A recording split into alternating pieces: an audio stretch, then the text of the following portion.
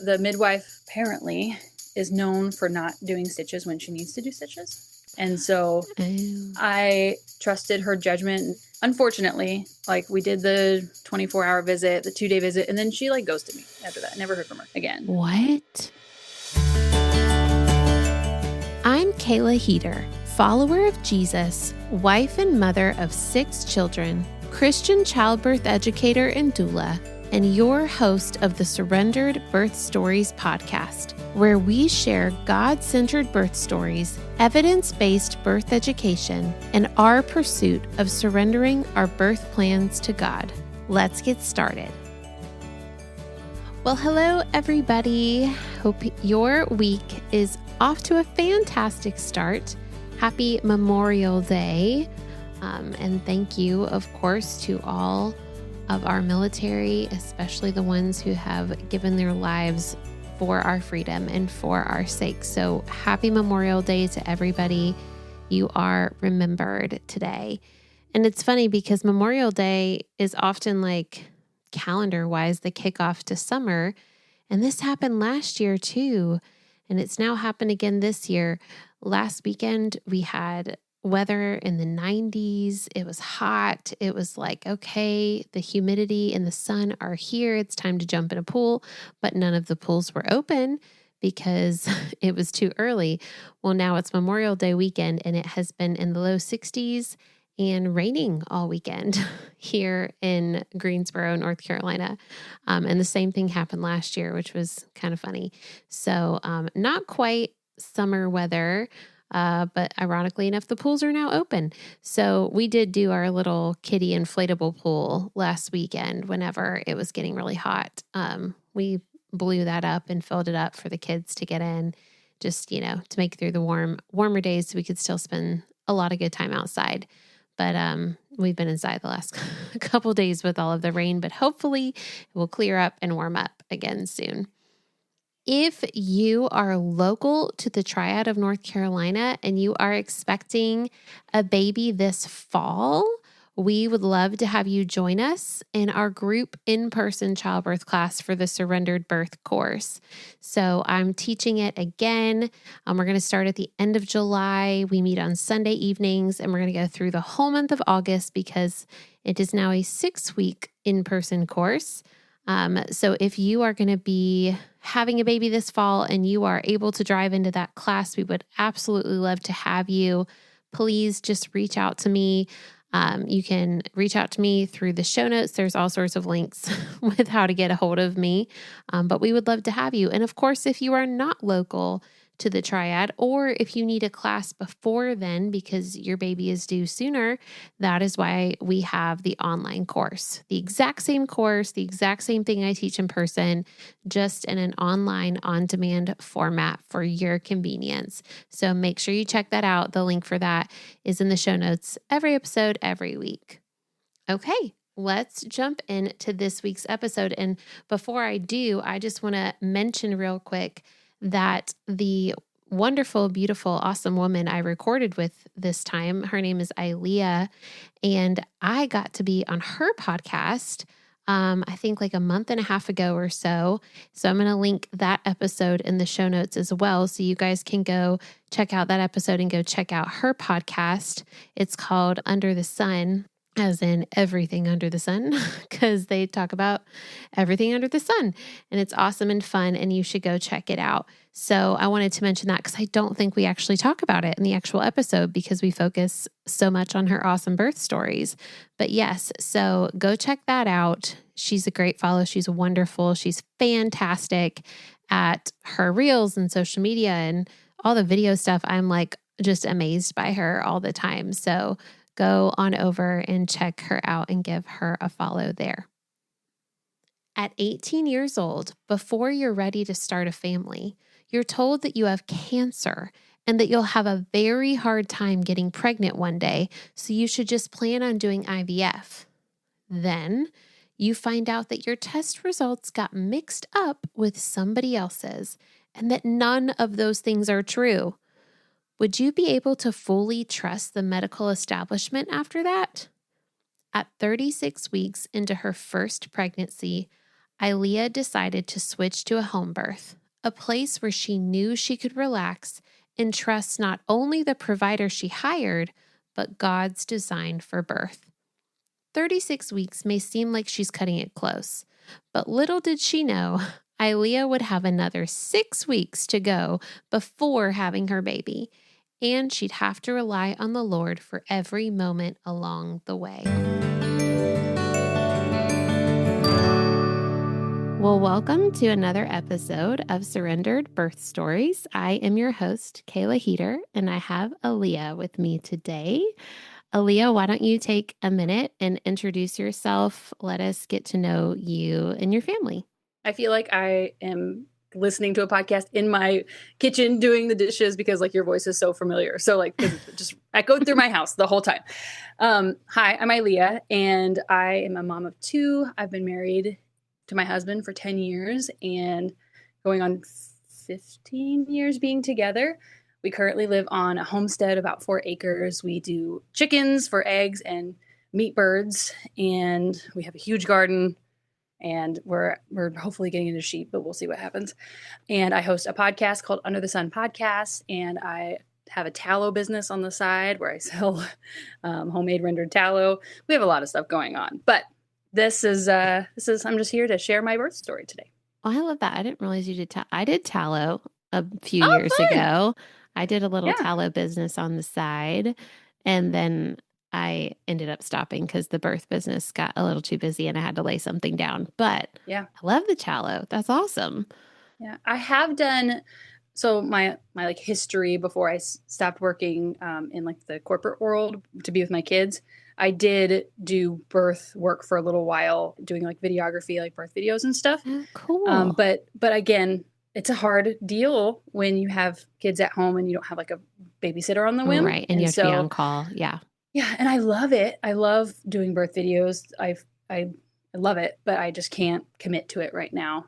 So I feel that's what I laid down. And we just did the tallow on the side. And, we just have our regular people who just buy it from us, and it's great. And sometimes I sell sourdough and sometimes I don't, and bring in what we can. I love it. Well, it sounds like we have a lot in common. I hope to be able to raise meat birds one day. Right now, we live on about 0.28 acres in a neighborhood with a small backyard. But we do have chickens, but just for eggs. So one day, that's like goals and dreams. Our homestead is just shy of 4 acres, but our house is very small. Because like in order for me to, maybe we'll get to this part of the story, I don't know, but like when I had my daughter, it was such a eye-opening experience. Like, oh my gosh, I can't believe I'm a mom. This is the most amazing thing ever. I'm in love with her. There's no way in heck I'm going back to corporate America and like putting her in daycare or that's not any judgment to anybody else who does it. I just like knew in my gut that I like had to be there for this. I was like, I can't miss this.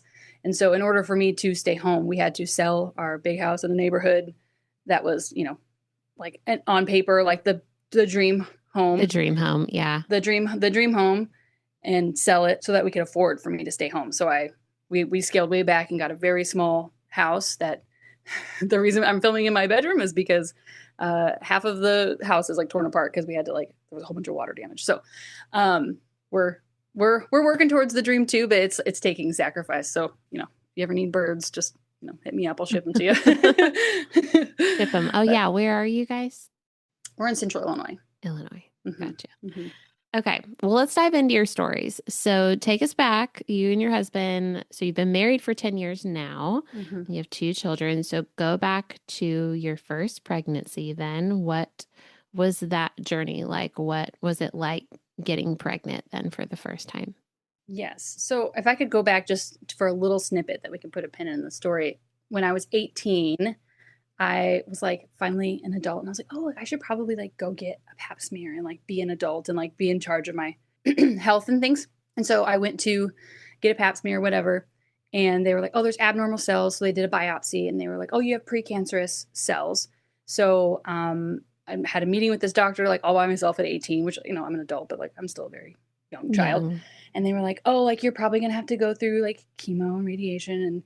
And then the biopsy that they took, they were like, oh, actually, yeah, you do have cancer, cervical cancer at 18. And I was like, oh, like so super shocked, whatever. And they were like, so we'll do, all these things. And someday when you do want to get pregnant, it'll be very hard for you. So you'll just come back to us and we'll do IVF and it'll be fine. Like we'll put you on hormones. It'll be fine. And I'm like 18 and I'm like, whoa, I was just trying to be an adult. Like, what is going on here? And I was like, well, there has to be something I can do. Like, is there anything? And I was not healthy at this point. Like I joke, I used to eat like rice out of the plastic cups and like microwave it and just put hot sauce on it. That was my meal. Like, I thought that was like a good rounded meal. Take it back to college. I was all about the bagel bites in the microwave. Yes. So, yes. And so like, I just didn't know what I didn't know. And I was like, there has to be something like, and I don't even know why I was led to ask this. I was like, can I like take any supplements? Can I eat anything? Can I change my diet? Like, what can I do to change it? And she's like, nope, you can't change anything. Like, you're going to have to come to us when you're ready to get pregnant. And it'll probably be really hard for you to get pregnant ever on your own. And so I was like, oh my gosh. So long story short, I was actually misdiagnosed. I got somebody else's test results as an 18-year-old. And so like, I mean, it's a little traumatizing to be like, oh, you have cancer. And I'm like, oh, my parents can't afford to help me, like, get cancer free, whatever. And so I had like this reckoning at that time. It was like, if you put the pin in that story, I'm like, I will not be trusting the medical system anymore, because what actually ended up happening is they were like, oh, we gave you the wrong results. They had a whole special meeting where they brought me in. I was 18. I had to sign away this thing. It's so dumb. So dumb. So I signed and I was like, how did this even happen? And we started talking and I was like, but still like the abnormal cells were there. I was like, so like, can I do anything with diet? And they were like, no, diet never has anything to do with it. And basically like me and the doctor got in this back and forth and she was like really offended that I was asking questions. And so then I was like, well, you're fired. I just don't like you. I was like, and I'm not paying you anymore. Like, cause I didn't have insurance at the time. And I was like, I'm not paying you anymore. I was like, you're doing a terrible job and you're being really disrespectful. And I don't know where I got that gumption. I wasn't that personality type at the time. And so I fired her and I left and then did a whole bunch of holistic healing, reversed those cells, and now they're not there anymore. So then fast forward, sorry, that's kind of a long tangent. No, we needed to know that. I think that was vital. Yeah. I always said I would never have kids because then I was told, I was like, oh, like you can't have kids. Like it's going to be very hard. So like, I never really like let my heart want kids because I was like, oh, I was told I would never be able to have them or have to do IVF, all these things. And so then when I had done all this health stuff, I was like, well, I think I've really set up my body for success. I've prepped for basically like 8 years at this point. So we decided we were going to get pregnant. I got pregnant on the first try, which is obviously like not everyone's story and it's kind of unheard of. And so got pregnant, found out, told my husband, overjoyed, so excited. The smoothest pregnancy ever. Like I only had morning sickness from 6 weeks to 12 weeks.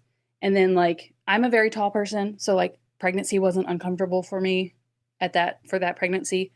And it was easy peasy when it comes to body wise. But I knew in the back of my mind, I was like, I can't go in the medical system. Like I can't, there was something like within me that was like visceral. I was like, I have to find another way. And so I started talking to some friends and my sister-in-law had given birth at a birth center in town or out of town. And so I was like, okay, I'll just go there. And so we did all the prenatal checks with the birth center and still like, as I'm like listening to podcasts, basically like a ferocious learner at this point about birth, because I knew nothing. Like I had always said as a kid, I was like, just like hook me up to an epidural and cut the baby out of me. That's all I would want. Like, I don't want to know it. I don't want to feel it. I don't want to do anything. Cause I was afraid because I watched Friends where everyone's like, it's like water break screaming. This is terrible. Yeah. And it's like, that's not how it is at all. But, so I'm like learning all these things during pregnancy. I'm at the birth center.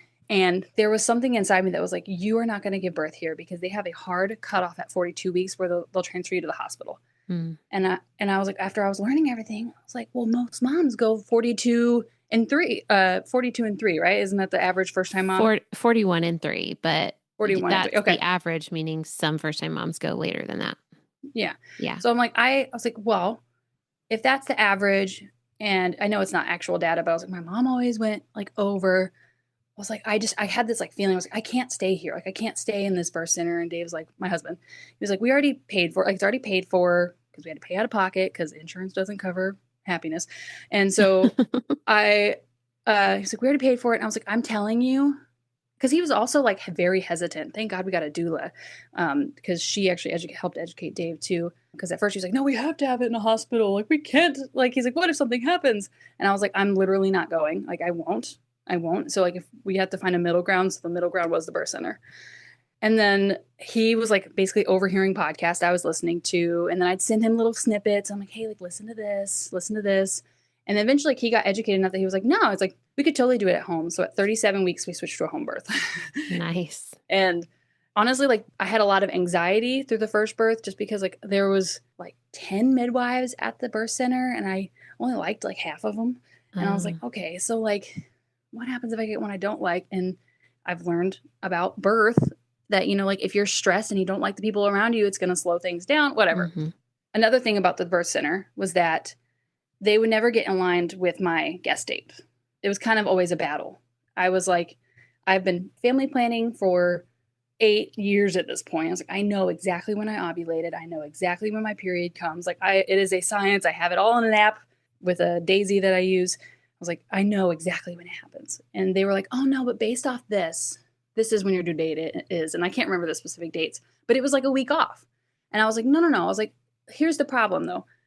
If it's a week off now, when it gets to the 42-week mark where you're going to cut me off, I was like, that's where it matters. I was like, now, sure, it doesn't matter. But then it matters. Right. And so they like, even at the 36-week appointment, I think that's when that kind of like rubbed me the wrong way. They were like, well, you know, if you go over, you'll just go to the hospital. It's not a big deal. And I'm like, no, it is a big deal. It's actually a very big deal. It's a very big deal. I was like, I don't want this. I was like, I'm telling you, my guest date is this. And they're like, well, it's too late to change it now. And I'm like, I've been every appointment, I've been trying to get you to change this. And you haven't listened to me.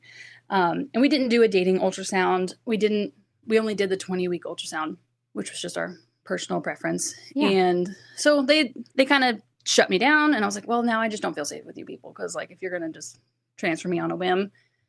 So got connected with my doula and I said, hey, like, this is what I'm feeling. And she said something to me that like resonated super well, that she said, birth center births are great and birth centers have their place. She was like, but you're paying for a home birth experience in someone else's home. And I was like, that is a fantastic analogy. I was like, that is so true. I was like, I would much rather just stand up and walk to my bed. And then, cause it's like 50 minutes to an hour away. Yeah. And I'm like, I don't want to drive the next day then. Like, who knows? Like, who knows how recovery is going to be. So anyways, we switched at 37 weeks to a home birth and it was a like smooth transition. We had a unique tub at that house that we lived at that worked perfectly for our birth. But 40 weeks came, no baby, measuring kind of big. And then 41, no baby, 42, no baby. And so I'm trying to do as much as I can, like mobility wise, to like, you know, doing all the things, curb walking, all the things you do as a first time mom to like make sure everything's happening, curb walking, inversions, you know, all the stuff. And then 43 weeks and 3 days, 42 weeks and 3 days, 42 weeks and 3 days. Okay. I'm like over here clapping for you. 42 weeks, 3 days. I just start having like some different, because I never had one Braxton Hicks, nothing.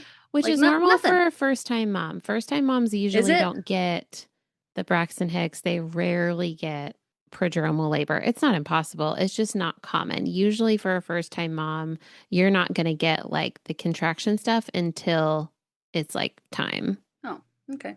Yeah. Because hindsight, I do remember like a couple nights before there was like, you just feel different. I don't know if that makes sense. There's like a shift.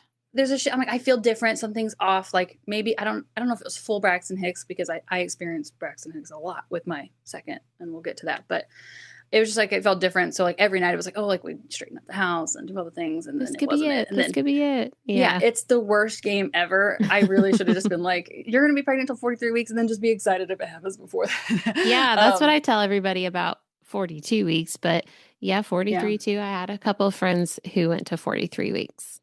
And one that went over. Yeah. God bless. It's hard. Like it's those days at the end last forever.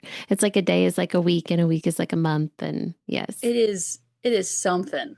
And we had to do a non-stress test with our midwife at 42 weeks because she said, that's just my protocol. And she's like, okay. So I went and laid in her office and she did the non-stress test and baby girl was fine. And actually that night after the appointment, I had myself a good cry, which actually this birth was a testament to learning how to surrender. I wish I would have accepted it. Instead, I'm just very strong-willed. So like I had myself a good cry after like still being pregnant at 42 weeks, just because it starts to get, just uncomfortable, and you don't know how to plan your life. You're like, do I go do things? Do I clean more? Do I whatever. So I had myself a good cry. And then at like 9 o'clock, I started feeling some like tightenings, and I was like, okay, excellent. So we did a quick little clean, and I was like, I'm going to go to bed, because that's what everyone tells me to do. Like, go to bed and go to sleep. And so I went to bed and would wake up to some contractions, but like by like 2 o'clock in the morning, which apparently is like the labor hour, I feel like I never really woke up from being asleep. I think that was like I did not like the start of that. I felt like I never really came into consciousness. Like you still from had sleeping. That like groggy, foggy feeling. Yes. Those Yeah. I was in labor land like immediately at like 2 a.m. And so like my husband was asleep. I was up like just laboring in our bedroom and like squatting and leaning over, and it was all manageable. But at some point, apparently, I started just groaning and kind of like making some sounds. And then he woke up and looked at my phone, and I had been timing them myself. And at some point, I just stopped timing them, and they were like very close together, but not lasting a long time. It was still very much early labor.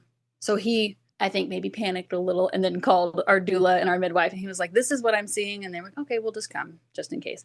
Wow. It was a while. It was a while. So there was a lot of back and forth. I didn't want any cervical checks. I kind of wanted to just be left alone. I kind of actually told everybody, I was like, I don't like to be touched as a, like just sitting. I don't want to be a touchy person. Yeah. It's not that way in labor. I like needed a lot of support with like hip squeezes, and like every photo from, because I had a photographer there, every photo is like somebody is touching me, like, and it was awesome at the time. Like I needed it definitely, but I have never guessed. Would have never guessed that I wanted that. And so I'm laboring. I'm in and out of the tub, and doula's doing an amazing job, like guiding me of like, hey, like they're slowing down in the water. Let's get out. Let's go sit on the toilet. And at this point, like, I guess the first surge was at like 9 p.m. the night before. So then the next day at like 1 in the afternoon, I was just really tired. And because like I never quite woke up, but I was never asleep. So like I was like very tired, and it's all just new, first time mom, all new sensations. You're not quite sure what is. You can know it on an education level of like, this is what your cervix is doing, and this is, you can know all the things, but like actually feeling it for a first time feels, to me, I was like tense about every time it happened, even though I know like, oh, like, relax into the wave, it logically, but you're just like, this is something I've never felt before. And so, at like 1 o'clock the next day, I'd asked for a cervical check, and I told her, I was like, hey, don't tell me if it's under a 7, because I'm going to be really upset. I was like, I was discouraged. And so she did a cervical check, and she was like, you're actually an 8, but you have a cervical lip, like a really thick cervical lip. And in hindsight, did not think about this at the moment, but that biopsy I mentioned earlier that I didn't realize scar tissue. They never told me that it gives scar tissue and can cause long labors and all that stuff. And so she's like, you have like a cervical lip and whatnot. And then I didn't even think about it till afterwards that like, oh, I probably should have mentioned that to my doula, because she asked me and I never even considered that. I just kind of was out of my mind. Mm-hmm. And so she told me it was there. We did like some terrible maneuvers where like I laid on a towel at the side of the bed on my back, and I had to be there for a couple of contractions. And then we did some like side-lying releases, a whole bunch of movements to like get me to the next phase. And it was still hours. So I sat on the tub, I took a nap, and then at one point I was in the tub, and it was like everything was feeling really intense. And I was like, how long? Like I kept asking, and I know everyone knows, like nobody knows how long it's going to be. Long. I'm like, how long is this going to be?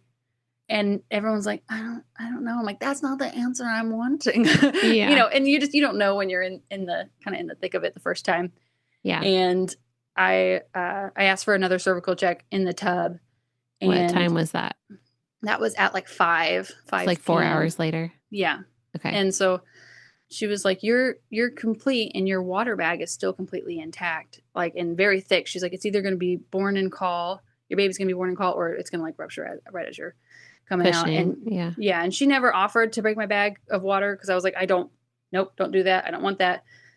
And so She's like, yeah, the lip is gone. She's like, baby is right there. It's just, I want to see it with the contraction. So she kept her hand in there while, like, during her contraction. She was like, yeah, we just had to like take our time. And basically that's when I finally like broke down and like had like a cry where I was like, I don't feel like I'm strong enough for this. I can't do this. I thought I was stronger than this, and had myself a good cry. And then like an hour and a half later, she was born, and she was born in her sack. And it was so fun. Did your birth photographer get a picture of that? Yes. Actually, I have a whole video on my YouTube channel if you want to watch it. I totally want to watch it. Yeah. I'll send you a link after this. So she was born in her sack, and as like she came up, and my husband, I'm trying to figure out how to describe this on the podcast. Were you in the water? We were in the water, and we were both facing each other, my husband and I was kind of like in like a squat position, but my butt was in the water. And so she came out, and she actually came out. We made a joke because when she was in utero, she was very butt-y, you know, like, I don't know if you know this with your, like sticks her butt up. Like her butt was very the prominent feature. Like she would just like, and so we like pat her butt on my tummy. And so we made a joke like, oh, like she's not going to have shoulder dystocia. She's going to have butt dystocia because she's so like hippie.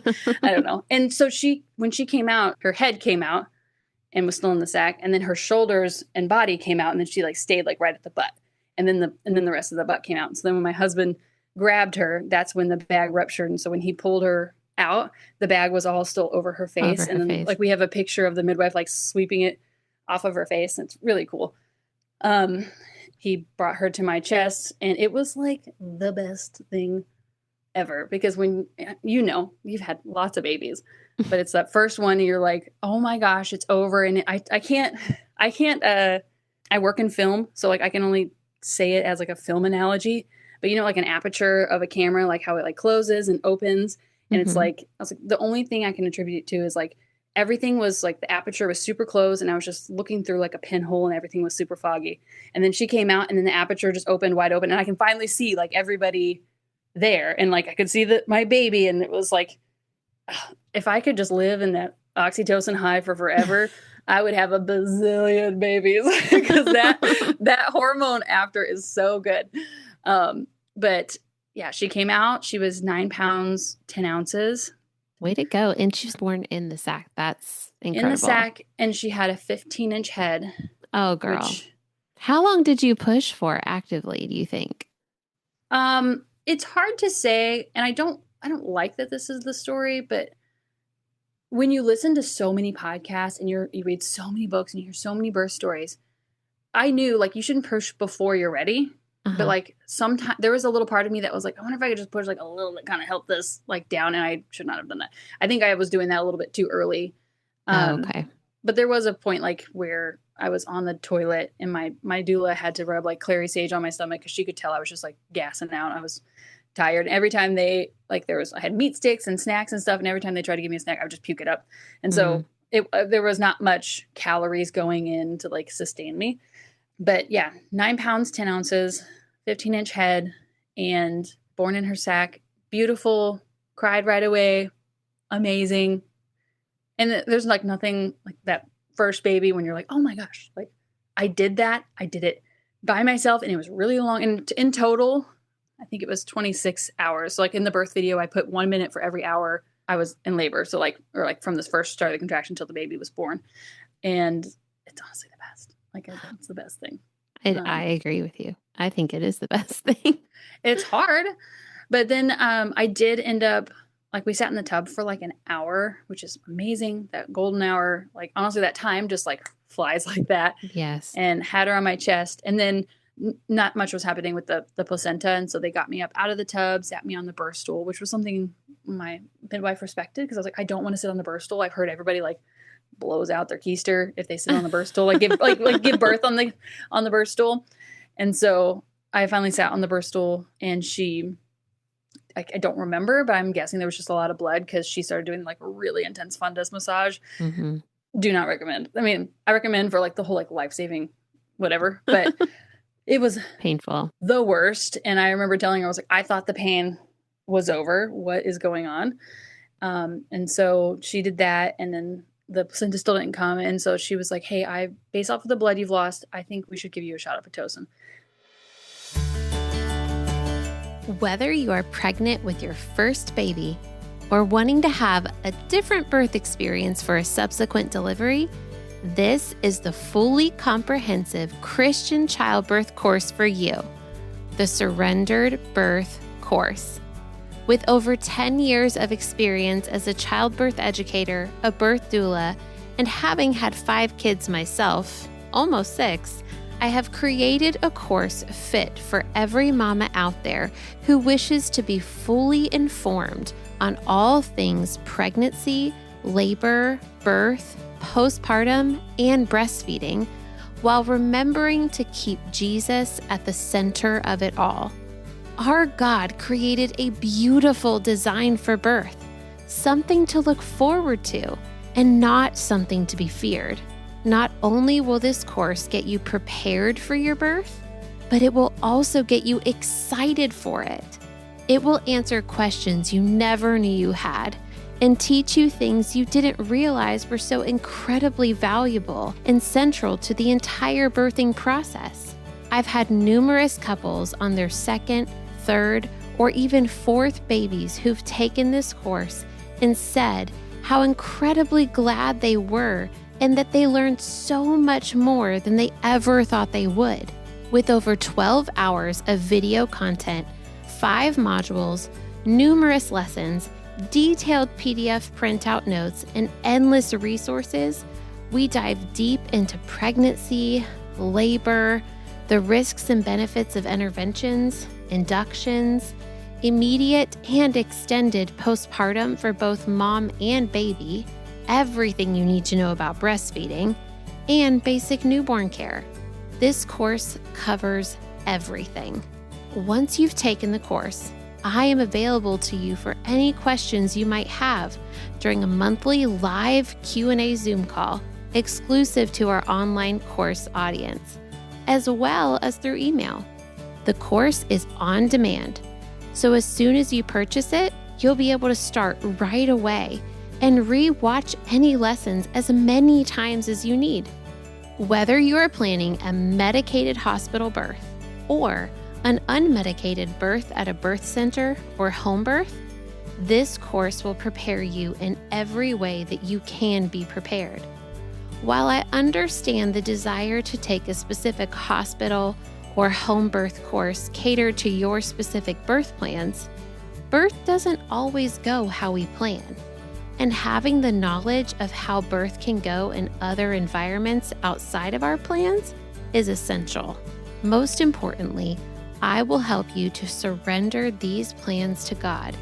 And in return, the Holy Spirit will provide you with the peace that only He can give.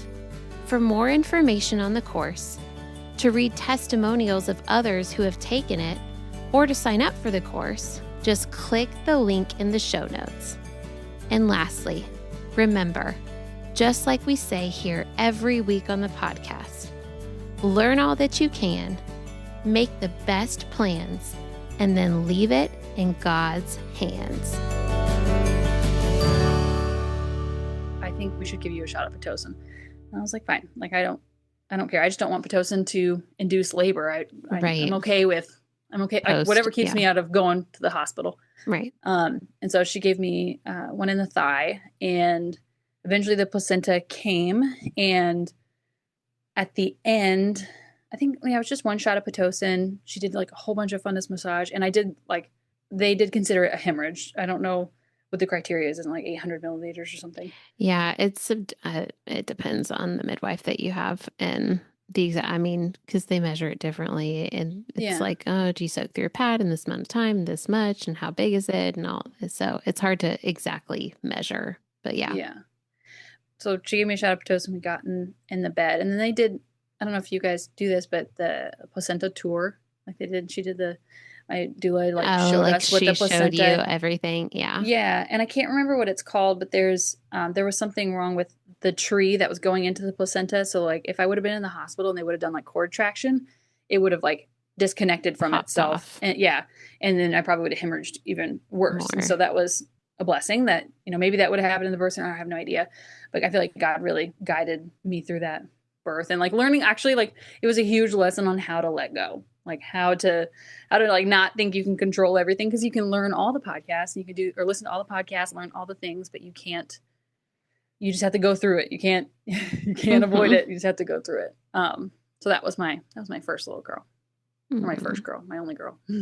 And how did your postpartum experience go with her? Breastfeeding, all that kind of stuff. Did you tear with her? Yes. Breastfeeding was great. Never had any issue with breastfeeding. That's amazing. She latched like right away. I did a breastfeeding course, which I don't recommend now, but I did do a breastfeeding course that was very helpful.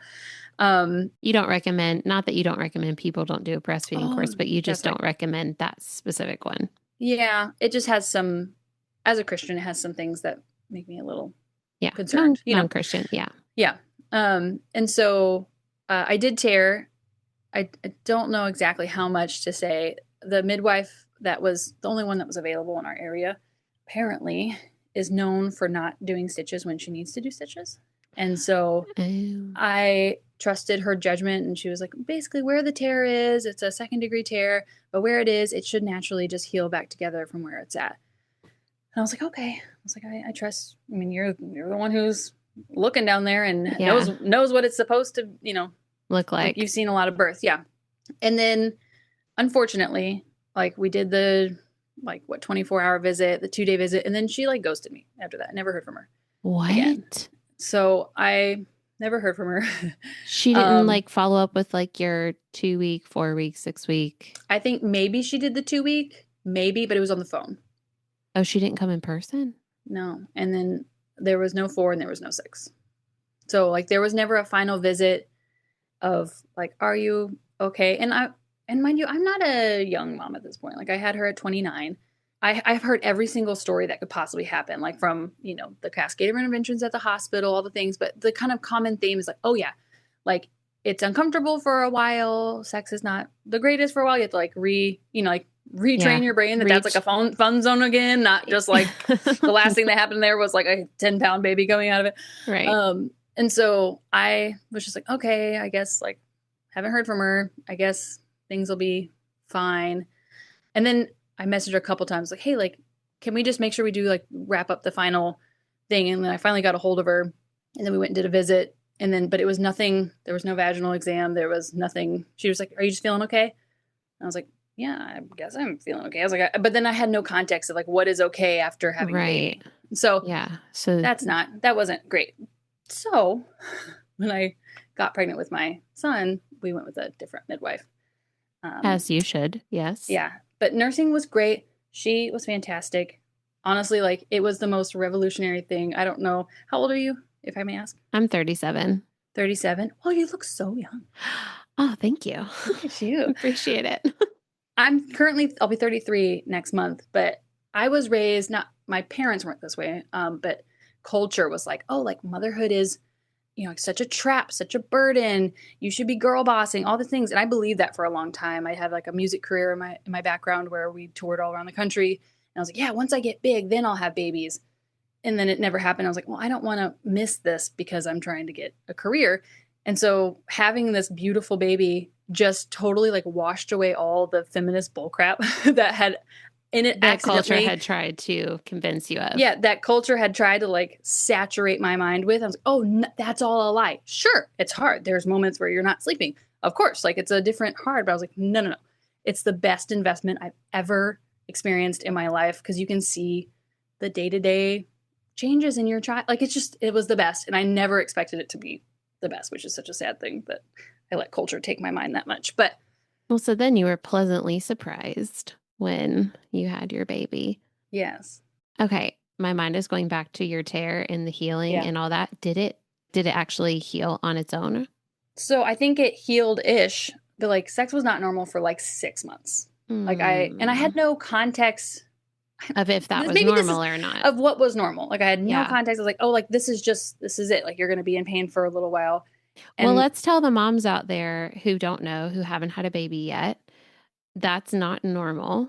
It shouldn't take 6 months to get back. Now, if some OB gave you a whopping of an episiotomy, then Mm, then yes, it takes longer to recover in that situation, and sex can be a lot more painful with episiotomies like that. But if you just tore naturally, first degree, second degree, borderline maybe even third degree if you had like a good repair, I would say 3 months at the maximum.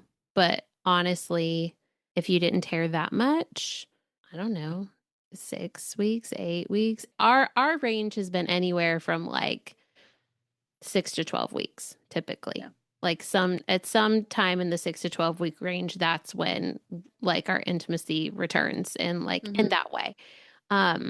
But you do have to go slow and steady. You do like gradually work your way back into it, but it Yeah. should not be painful. It shouldn't be this thing you have to endure. It should still be something that you enjoy. So if you feel like you're enduring it, then there's still something off. Whether that's something biologically, physically speaking is off, meaning like something down in your vagina is off and it needs more like healing time, or if it's you like mentally and emotionally are not in that place yet, because postpartum hormones can throw a lot at you in that way as well. Yeah. um, yeah, sorry. I Yeah. feel like I No, could that's talk for an helpful. entire podcast about that. Yeah. Maybe I should. Maybe I'll add it to my list of solo episodes. Yeah. Yeah. Because, like, that was something I feel like I never really came across of, like, yeah, like, oh, I tore and it was uncomfortable. And then that's kind of like all you heard. And I mean, it's not a great thing to talk about, like, your hoo ha being uncomfortable. And then, like, But every woman goes through it. Like mm, every woman, yeah.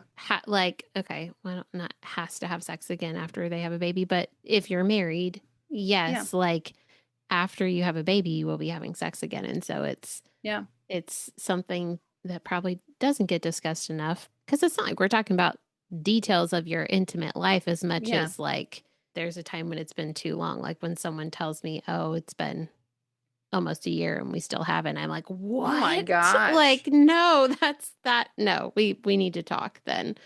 Yeah. No, there's other problems probably, Yeah, other you know. things going on. Yeah. But I had no context, and I'm not going to get detailed, but like, it took a long time for my brain. I think my brain was a part of it too, of my psyche being like, that is a intimate zone again. That's not just Where you like had a baby. so like every time, like, you know, things happen, like I would start sweating and kind of like start to like stress and panic because like it was just, and maybe it was my body saying like, hey, like you didn't heal like you should have, and you know, Yeah. whatever. So fast forward, because I think that was it, because it was such a long labor for me. I mean, I was expecting a long labor, but it's like also different just being in the moment. And like it was nighttime when it started, and then it was daytime, and then it went nighttime again. I was like, why does the sun keep changing? This is terrible.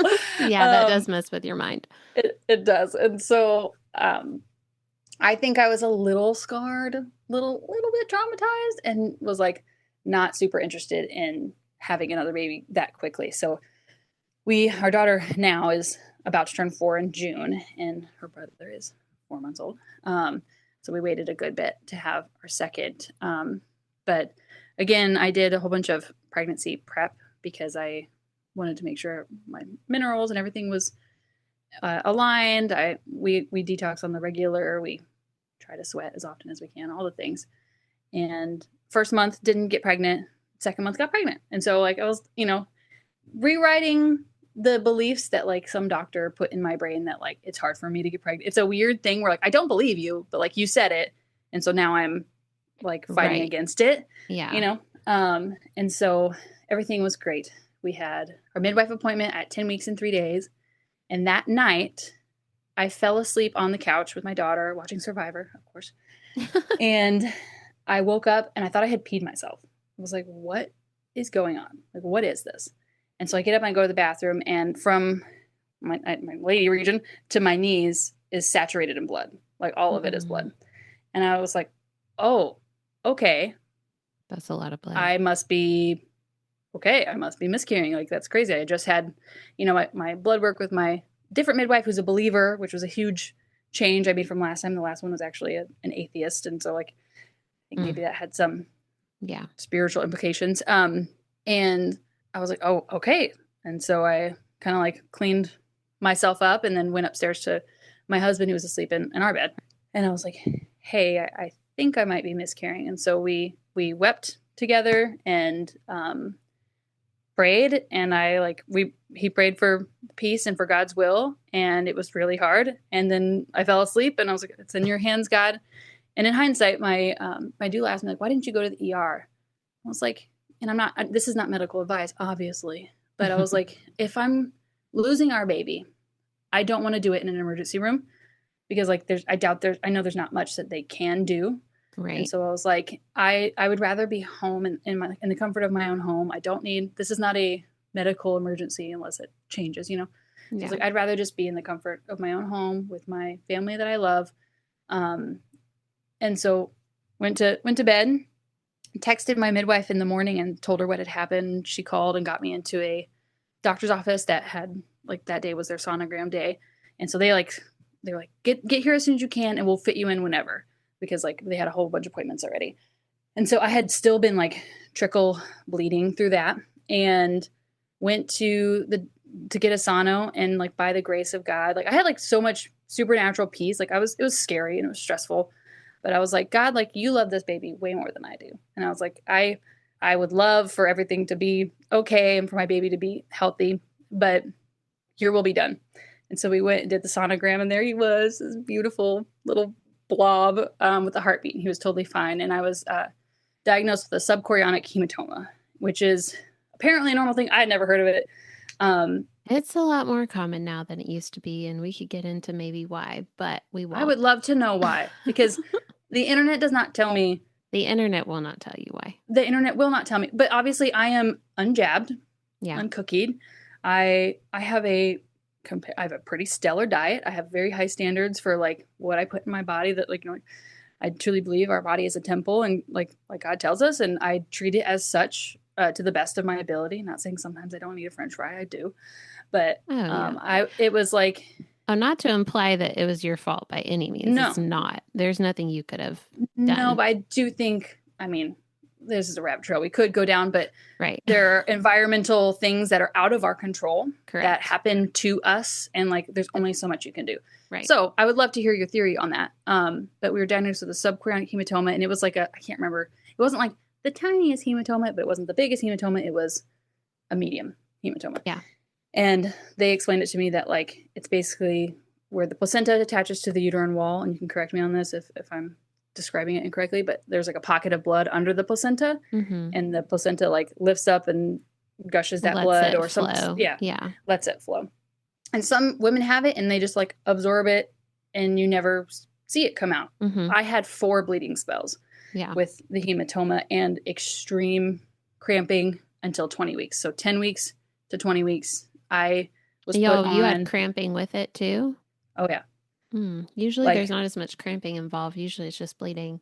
Not for me. Yeah.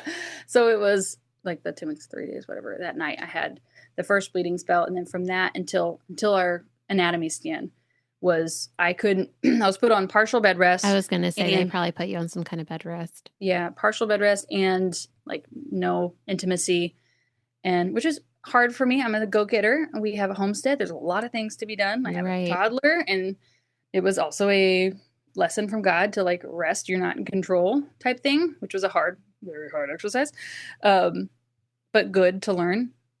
But I could not like get up and vacuum my, and I was put on vaginal progesterone. I should mention that too, like bioidentical vaginal progesterone. And so, they told me was supposed to like relax my uterus. I don't think it did, because I couldn't even like vacuum my living room without like being bleeding, like almost bent over in cramps, and then needed to lay down. And so it was a rough couple weeks. And I don't know how helpful this is, but like there was the night that we had the first hematoma, I had the thought of to pray against like sorcery and witchcraft, because I'm pretty well hated on the internet for a lot of things, which is okay. I'm okay to be. Well, you're human, so you're going to be hated by somebody. Yeah. And so we prayed against that. And we've had that, like Dave has prayed over me a couple times for that. So like right before our anatomy scan, I was like, I can't, it's like, how am I supposed to do 20 more weeks of this where like I can't get anything done? Our house is a mess. I was like, We have no garden in. Our meat birds are way overdue to be harvested. Like all the things that, like you're supposed to be doing in the springtime. Yeah. I was like, and nothing was happening. And so I was humbled with how I had to, like let go of what I'm supposed to do. Yeah. So he prayed over me at 20 weeks. And by the time we went to the anatomy scan, I didn't have one more cramp until the cramp for him to be born. Like it was like God really showed up for us there, which is really a blessing. And so we did the anatomy scan. I should back up just a smidge, but the at the hematoma sonogram, they're like, "Oh, he's measuring a week ahead," and I was like, "No," I was like, "Let's just keep it where it's at," right? Because we don't want to run into that. I know my cycle, I know it. Like, let's not change it. And so they did change it. They didn't listen to me. But then I told my midwife, I was like, "Hey, like we can put it as this." I was like, "But when it comes to the end time," I was like when we're at the end again, I was like, "I know this is tracking a week ahead, so we're gonna whatever." Right. So I'll need another week, please. Yes. And so we get to 41 weeks and 3 days, and there were some bouts of prodromal labor where like every night for like 3 weeks, honestly, and maybe there's a couple days here and there it didn't happen, where like I was like, "Oh, like that's different than a Braxton Hicks. Let's prep the house. Let's get ready, whatever." And then eventually I just gave up and I was like, "It'll happen when it happens. This is the worst." Yeah. And so we get to the 42-week mark by the sonogram schedule, and nothing's going on. And I was like, "We have to switch the date." I was like, "This isn't right." I was like, "I'm not 42 weeks. I'm actually 41 weeks." And thank God we did, because I went to then 41 weeks and 3 days instead of, it would have been on them by their calendar, 42 and 3 days. Yeah. Yeah. So, but the name of the game for this one was apparently denial, because the last labor was long. My doula had been like, "How are you preparing for this birth?" And I'm like, "I'm not. I did a crap ton of research the first time. I've done it once before." I was like, "It was hard. I know it's going to be hard again. I'm just going to go through it." And then she was like, "Well, maybe you should listen to some birth stories." And I was like, "Fine, I'll listen to some birth stories." And so then I found your podcast and started listening to your birth stories. And then it got me like excited again about like the moments of like, oh, like, yeah, like receiving your baby, breastfeeding, all the fun stuff. And which was such a blessing. So thank you for having this podcast. It was such a blessing to me during that time. I'm so glad. It's our pleasure. I'm just happy that you found it. Yeah. And I love that it's from a Christian perspective, which is what I was looking for. Because I was like, I don't want to hear, like I put my crystals out on the counter. Like, right. I don't want that. Like, I want energy, any of that kind of stuff. Yes. And so I really wanted to set this up because like I had grown in my faith from having my first daughter, which I mean, I had Christian worship music on, but it was a pretty shallow faith at the time. And like I've gone deeper with the Lord since. And so like this time I was like, okay, like I'm going to like pray constantly through the contractions. I'm going to have worship music on.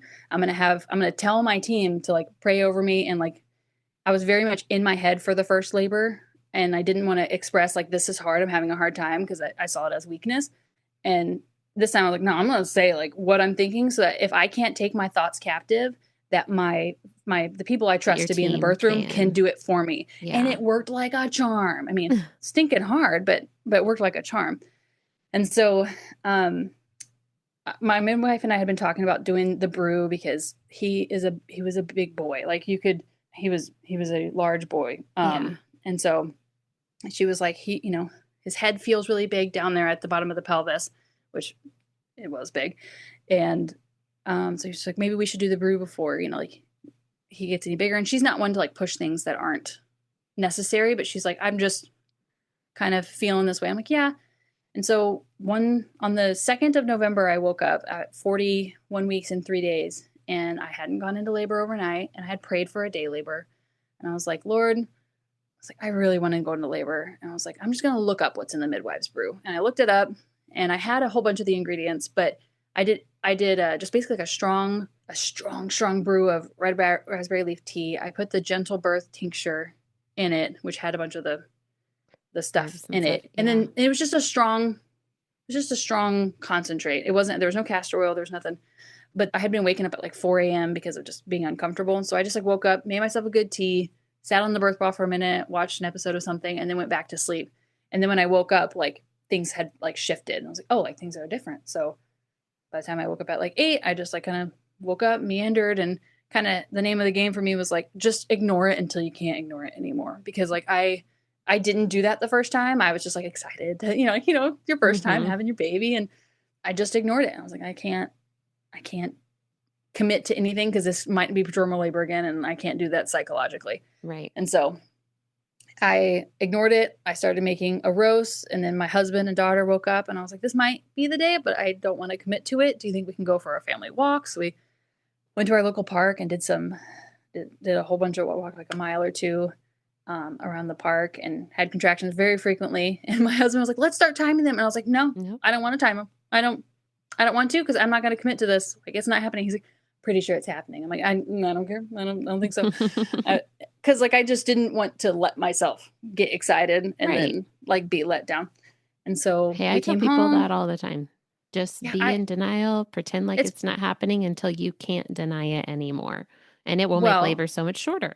That's what that probably got it from you, because I that's what I utilized. Because like, we came home, I made us all like a big fat sourdough sandwich, which was awesome. And I took a nap for like an hour on the couch, and then I woke up and started making a roast, because I was like, well, if it is, I'm going to want some meat after labor. So like, I started making a roast, and my husband was like just doing stuff around the house. And then at one point he just helped me with the surge and like did counter pressure. And I was like, oh, that feels good. Like, now you can't leave, because that's the bar. You have now committed. That's how you have committed. Now you can't leave. And now you have to help me. And there was a point where like I was ignoring it, and he kept trying to say like, hey honey, like, do you think we should just like call? And I was like, I texted people that it might be happening, but don't tell, like, just no, don't call anybody. You called people too early last time. Don't do it. And so he didn't do that, which is great. But there was a point where like a surge like took me to my knees on the ground in the kitchen while I was trying to cook a roast, cut up potatoes. And I told myself, like, I'm going to let myself feel emotion this time. Like, if I feel like crying, I'm going to cry. Like, if I feel like, I'm going to be more emotive. And I fell to the ground. I was like, oh, I think I'm in labor. He was like, yeah, no, duh. You've been in labor. It's been hours. Yes, you're in labor. I was like, okay, I believe you now. And it was like, at this point, it was like 4:30 in the afternoon. So like, it had been kind of, so you went through most of the day without acknowledging it was, I took a nap and all the stuff. And then he was like, well, I'm going to blow up the birth pool, and our midwife had given us a TENS unit, and so I put the TENS unit on my lower back, which was like, I don't think it helped the pain, but I think it was like just annoying enough of a like sensation to distract me, which was nice. And so he set up the birth pool, and he was apparently talking to my brother and my sister-in-law, and they were like, hey, the second one comes faster, so just put water in it even if she says no. And so he was like, oh, like, I don't know, she might get kind of mad at me because she's not really completely believing that she is in labor. And so he filled up the birth pool, and by the grace of God, he could hear my tone change and like my vocalization, because I was sitting on the toilet, and he said that he just texted everybody. He didn't even tell me. He was like, I called in the troops because our midwife's an hour away, our doula's an hour away. And so he was like, he called them in the troops, and they walked in, they walked in at like 7:18 or something, and he was born at 7:50. And so they weren't there that long, but I was in like total denial. And honestly, like, the dilation station is a true thing. Anybody who's listening, it sucks. But there was like moments where I was like, okay, like, this might not be happening, but I'm gonna go sit on the toilet just in case. And so I'd sit and I'd pray. I'm like, God, like, I just kept repeating like, open, like some type of variation of like, open, relaxed, surrender, like, I'm not in control, like trying to just like get my body to like not tense up, clamp down. And so I was trying to do that, and I like was praying. I was like, God, like, this feels like super intense, and I don't think I can do this. But I had prayed. I was like, I want to like remember the sensations. I want to remember the moments, because like with my first daughter, Leora, it was just like very hazy, and I felt like asleep the whole time. Mm-hmm. And this time I was like, I want to day labor. I want to feel it. I want to like. I want to feel I want to be alert. Yeah. I want to not just be like, this is happening to me. Yes. So like, by the grace of God, like almost every single prayer I prayed was answered during that labor of like me being coherent during the day, that I could feel things, remember things. And so on the toilet, I felt him like descend. Like, I felt it was very clear. I was like, oh, that's intense. And then that was when like legit labor land entered, where like time was not a thing. Things were just intense. And I have a security footage of me saying, like, if this isn't like close to the end, like I can't do this. Like this is intense. And I'm like, oh, it's probably transition. Yes. And like at that same point, I was like dry heaving into the wastebasket and all that stuff. And so my like friend who's a videographer came, and I was like, I last time the pool like slowed down my labors. I want to make sure I don't get in too early. And so I was like, but this is really intense. So I'm just going to get in to like maybe slow things down, just like to chill it out a bit, because this is really, really intense. And it was way more intense than the first one. It was just more rapid. I don't know. Yeah. It was happening faster. Yeah. Whereas the other one was kind of like a slow build. So anyways, I got in the tub, and I'm like, I still have my dress on, and I'm like holding it up at the top because I'm totally convinced I'm going to get back out and keep laboring around the house. So like my husband's like, let's take your dress off. And I'm like, bless his heart. I was actually way snippier this time. I was like, just leave me. I'm going to get out again. Like, I got this. I'm going to get out again. He's like, let's just take it off and just see what happens. And this is at like 6:00, and like the baby's going to be born in no time. And so I'm in the tub. My husband from the outside the tub is doing counter pressure, and like my midwife walks in, like as she is, like my like body starts to push, and like I don't push at all. Like there's not one time during this whole labor that I pushed him out. It was like my body was just like, I got this. You just come along for the ride. It's fine. Right. And so kind of starting at, they walked in at like 7:18 or something like that. And like 2 minutes after that's when I had that like first, like I felt like fetal, just body taking. Is it called the fetal ejection reflex if it's just a contraction that's pushing him down? Yeah. Like if your body's doing it for you and you're not actively pushing yourself, then yes. Yeah. My body was just taking over. And then I had said, like, where's the midwife? Like, is she, like, did anybody call her? Because like, I'm clearly like, now I know this is actually happening. This is not denial. I was like, my body's starting to push. And he was like, yeah, like they're here. Like she's just setting up. And they were there with me as I pushed for a little while, and his head came out, and I never told anybody. I don't know why, but like I could feel the sac still intact, and he like his head was like kind of like half emerged. And then the doula noticed. She was like, hey, I think like the head's like half out. And they were like, Aileeah, is the head half out? And I was like, yes, it is. It is half out. And so she was like, okay, like let's pop your knee up in this position, because like they knew he would be like a big boy. And so they popped it up, and then his head came out, and like honestly, like it was super intense, but I felt him like do whatever the movements he was doing, like spinning, like to come out. Like it was, I could feel it. It was intense. And he came out, and then his head was born, and he started like turtling a little.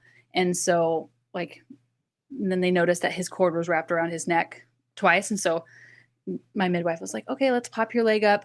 One was straight, one was bent up. Yeah. And so she bent the other leg up, and then that like made the rest of him like just pop right out.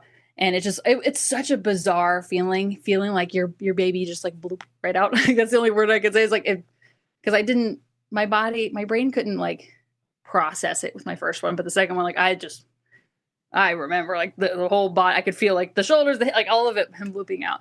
And the water broke as he was coming out, and he had the cord around his neck twice. And so we actually have video of my midwife doing like a nice little like loop-de-loo in the water. Yeah. And then she handed him to me, and he was just big and squishy, even though I thought he was small. And took a little bit to cry. Definitely didn't cry like, he wasn't a feverish crier like my daughter.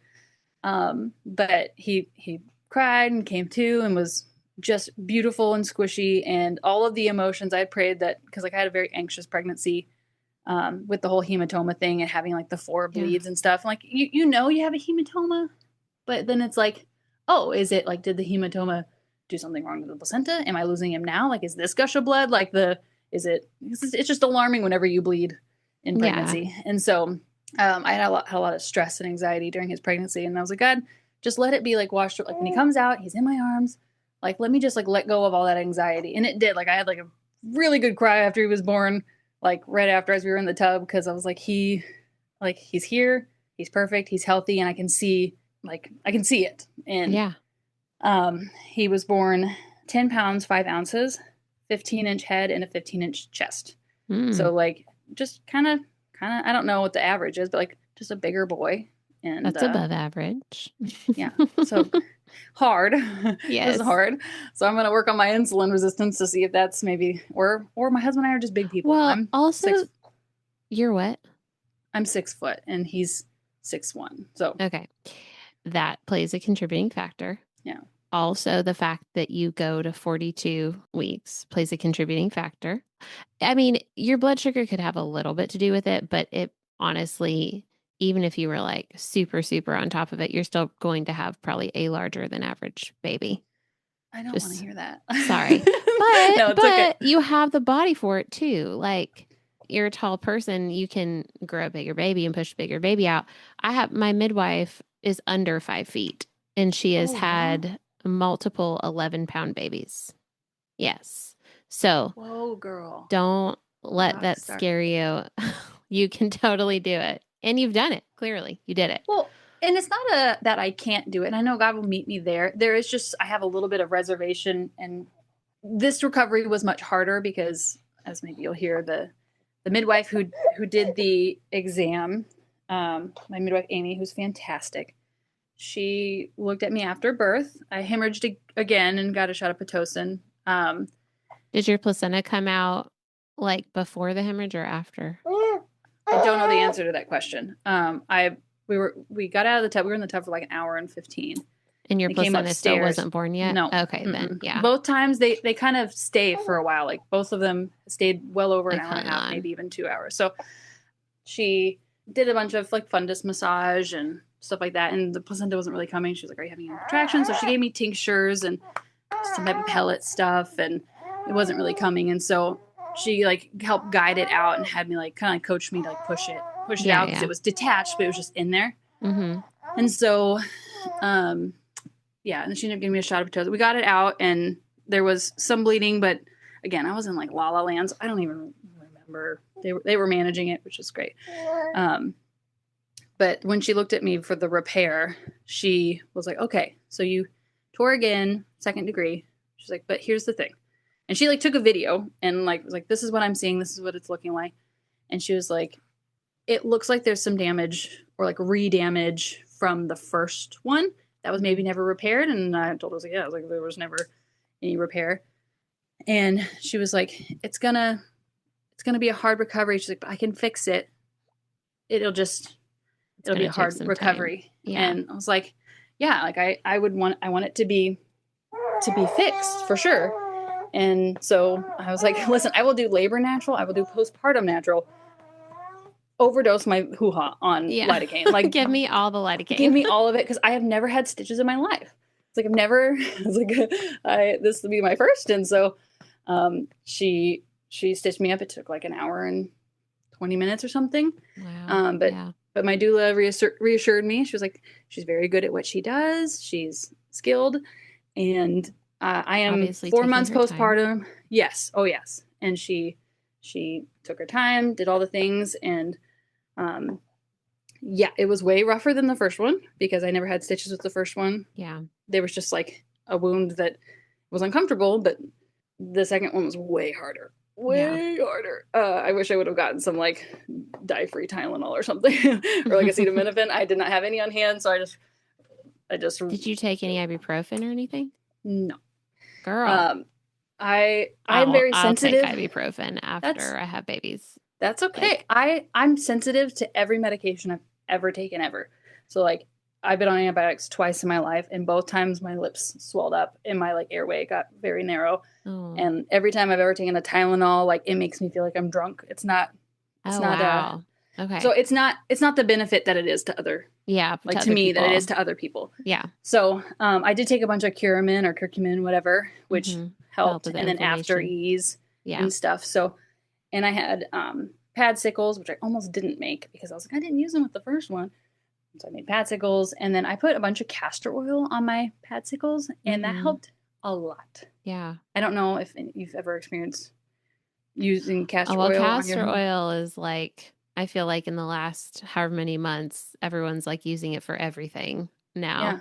Yeah. Okay. Whereas before, my association with castor oil was like inducing labor, Yeah. or then like the next was like, okay, castor oil packs for liver cleanses and stuff. Yeah. And then, but then now I'm like, people are putting castor oil on this and people are putting castor oil on that. And they're helping with this rash and that infection and this cleanse and that thing. And I'm like, okay, castor oil, I'm going to have to disassociate labor with you, because I look at a bottle of castor oil and I think about throwing up, but I understand Oh, it's shoot. different. Yeah. I Yeah. use it on my face like almost every night as like a hydrant. It's awesome. I love it. I love castor oil, but it actually took away some of the pain because it was so soothing. Oh, So good. it was awesome. Or like this is so gross, but it's a woman's podcast that like it felt like kind of dry and like just irritated, down there after getting all stitched up. And so like having like kind of like a lubricant of like an oil made it more comfortable, like way more comfortable, but still rough. And those postpartum cramps for the second kid. Yes. I'm sure, I heard they get worse with every pregnancy. They do get worse with each kid. How was it with the sixth? Were you okay? It was worse. It was worse? Yeah. The thing is, it's like you have your baby though, and you're done being pregnant and you're not in labor and you're all cozied up in your bed. So from that perspective, it's not so bad because, you're done with like all the hard stuff. Yeah. However, to me, the after pains now, especially like babies, honestly, like 3, 4, 5, and 6, in 4, 5, and 6 for sure. They feel like transition contractions. Like they feel like maybe not quite to the, like there's no pressure involved. Like there's no like intense pressure with it. So it's just like the contraction pain.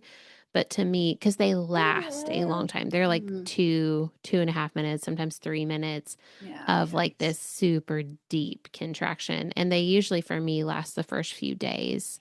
Yeah, I feel like they don't ease up until like day 4. I mean, they start to space out a little bit and not come so close together. But, every time you latch your baby, they pick up again. So I would like go to nurse them and be like, oh gosh, here we go. Like, yes. So yes, I do take ibuprofen in the first like 3 or 4 days postpartum, because primarily because of the after pains. Like after ease didn't touch my after pains. Yeah. So if ibuprofen did anything beneficial for me, I would have absolutely done it. But like it would, like, if it's not going to work for your body, then. Yeah. So that's a great thing that I have to figure out. But I'm going to find something else. If we have another one, I want to find something else as a pain reliever to do. Because I used up that whole like 4-ounce bottle of After Ease like the first day. And I was like, well, this sucks. Yeah. But, I did have that same feeling of like every time, like, oh my gosh, like I have to like prep before I latch him. Because I'm like, I need to like take some curcumin and take some After Ease. And then I'll latch him to hopefully like get ahead of it. And it was rough. But girl, six babies, you keep doing it. That's awesome. It's not enough to deter me from having more babies, that's for sure. Yeah. Thank you so much for listening to today's episode. You can reach me at Surrendered Birth Services on Instagram, or email me at contact@surrenderedbirthservices.com. Be sure not to miss an episode by hitting the follow button. Also, we'd love for you to leave a written review of the show so that more people's births and lives can be changed by the love of Jesus and the empowerment of accurate birth education. If you really enjoyed this episode in particular, please take a screenshot of it and post it to your Instagram story, tagging Surrendered Birth Services. If you would like to be a guest on the Surrendered Birth Stories podcast, please click the link in the episode show notes to fill out your interest form. Also, if you're interested in taking my childbirth classes, birth consultations, or having me as your birth doula, please click on the link in the show notes to take you to my website for online and in-person options. Just as a reminder, this show is not giving medical advice, so please continue to see your personal care provider as needs arise. We hope you have a great week. And remember, learn all that you can, make the best plans, and then leave it in God's hands.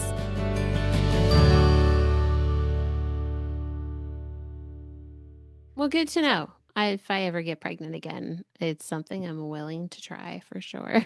I highly recommend the 7th child. Because As that's the you. 7th You're a child, 7th child, so it's you great to recommend go it. for the 7th. Yeah. And you're a girl, so maybe I still have hope.